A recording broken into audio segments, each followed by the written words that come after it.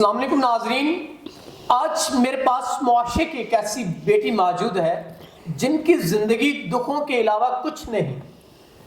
یہ اپنی پریشانیوں کو لے کے اور اپنی زندگی کے مسائل کو لے کے ہمارے پاس آئیں، اور ہم بھی کوشش کرتے ہیں کہ ہم جو بھی مسائل ہوتے ہیں ان کو آپ کے سامنے کھل کر ڈسکس کریں تاکہ ان کا حل نکالا جا سکے۔ اور معاشرے میں ہمیشہ کہتا ہوتا ہوں کہ زنا عام ہے، تو اس برائی کو روکنا چاہیے، اور اس وجہ سے روکنا چاہیے کہ معاشرے میں یہ ایک وائرس کی طرح پھیلتا جا رہا ہے۔ تو آئیے باقی اس بہن سے جانتے ہیں ان کے مسائل، اور ان کو مسائل جو ہیں ان کو حل کرنے کی کوشش کرتے ہیں۔ السلام علیکم۔ وعلیکم السلام۔ اچھا بہن، آپ مجھے بتائیں کیا مسئلے مسائل ہیں آپ کی زندگی کے جس کی وجہ سے آپ اتنی پریشان ہو کر آئیں؟ میں آپ کو بتانا چاہتی ہوں کہ ہمارے سر پہ قرضہ بہت تھا، گھر والوں کے سر پہ۔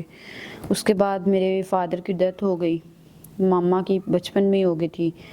اس کے بعد جو قرضے والے تھے نا، انہوں نے انتہا کا ذلیل کرنا شروع کر دیا۔ ہمارا گھر اپنا ہے، ابو کی ڈیتھ ہوگی، اس کے بعد میں اکیلی گھر میں، اور وہ اس حد تک ایک دن گھر میں آ گئے، اور گھر میں تب میری عزت لوٹنی چاہیے، میں بامشکل جان بچا کے وہاں سے نکلی، بھاگی۔ اب انہوں نے میرے گھر پہ قبضہ کر لیا ہے، اور میں ان کو وہ قبضہ نہیں کرنا دینے چاہ رہی، کیونکہ میرے والد کی آخری نشانی ایک گھر ہے جو میرے پاس ہے، اس کے علاوہ میرا کوئی ٹھکانہ نہیں ہے۔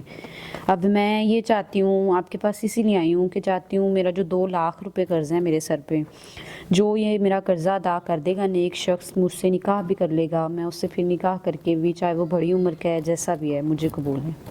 ناظرین، بڑی کھل کے بہن نے بات کی، اپنے مسائل کو بتایا اور ان کا حل بھی بتا دیا آپ کی خدمت میں کہ قرض کی وجہ سے زندگی پریشانیوں میں الجھی، جو بھی تھے زندہ نہ رہے، اب اکیلی یہ رہ گئی ہیں، اور جو قرض والے ہیں انہوں نے گھر پہ قبضہ کرنے کی کوشش کر رہے ہیں، آ کے ان کو بازار میں گالیاں دیتے ہیں، غلط باتیں کرتے ہیں جو کہ ناقابل برداشت ہیں۔ تو یہ بیچاری پریشان ہو کر ہمارے پاس آئی اس وجہ سے کہ ان کی آواز کو آپ تک پہنچایا جا سکے۔ اب یہ کافی پریشان حالت میں آئی ہیں، اور انہوں نے کہا کہ وہ قرضے والے، میں بیان نہیں کرنا چاہتا ایسے الفاظ، اور نہ ہی آج تک میں نے ایسے الفاظ بیان کیے ہیں۔ انہوں نے کہا کہ جی آپ ہمیں، نعوذ باللہ، کہ آپ ہمیں پیسے دیں یا اپنی عزت دیں، تو کوئی بھی انسان پیسوں کے بدلے اپنی عزت کا سودا نہیں کرتا۔ تو یہ بیچاری پڑھی لکھی بھی ہیں قرآن اسلام کے بارے میں، تو ان کو یہ چیز بری لگی، اور یہ 5 وقت کی نمازی بھی ہے۔ جب انہوں نے یہ سنا تو ان کے لیے نہایت ناقابل برداشت بات تھی یہ، تو یہ ہمارے پاس آئے، انہیں ہمارا پتہ چلا، اور ہم نے اپنا ایک اخلاقی فرض سمجھا ان کی آواز کو آپ تک پہنچانا۔ اب یہ چاہتی ہیں 2 لاکھ روپے ان کا قرض ہے، اگر کوئی ادا کر دیتا ہے تو وہ ان سے نکاح کر سکتا ہے۔ ان کی یہ شرط نہیں ہے، لیکن ایک ریکویسٹ ہے کہ جو شخص ان کا قرض ادا کرے گا یہ ان سے نکاح کریں گی، کیونکہ ان کو بھی احساس ہو جائے گا کہ یہ بندہ میری عزت کا محافظ ہے، میری خاطر کچھ کر سکتا ہے۔ تو اگر کوئی ایسا انسان ہے تو وہ ضرور ان سے نکاح کرے، ان کے مسائل کو حل کرتے ہوئے۔ تو بہن، آپ واقعی میں نکاح کریں گی؟ اکثر ہمارے پاس ایسے ہوتے ہیں ایشوز وغیرہ کہ کوئی بڑی ایج کا ہے یا شادی شدہ ہے، اگر ایسے کوئی مسائل کوئی باہر لے جانا چاہتا ہو تو ان مسائل پہ بھی آپ کھل کے ہمارے ناظرین کو بتائیں تاکہ آپ کے مسئلے کا حل کیا جا سکے۔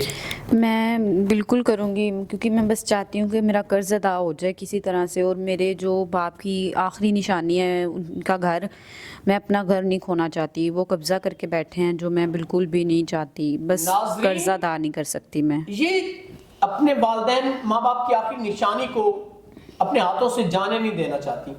یہ چاہتی ہیں کہ میرے والدین کی میرے پاس ایک آخری نشانی وہ گھر ہے میرا، اگر قرض میں وہ چلا جاتا ہے تو میں خود کو کبھی معاف نہیں کر پاؤں گی۔ تو اس وجہ سے انہوں نے آپ لوگوں کے لیے نکاح کا پیغام بھیجا۔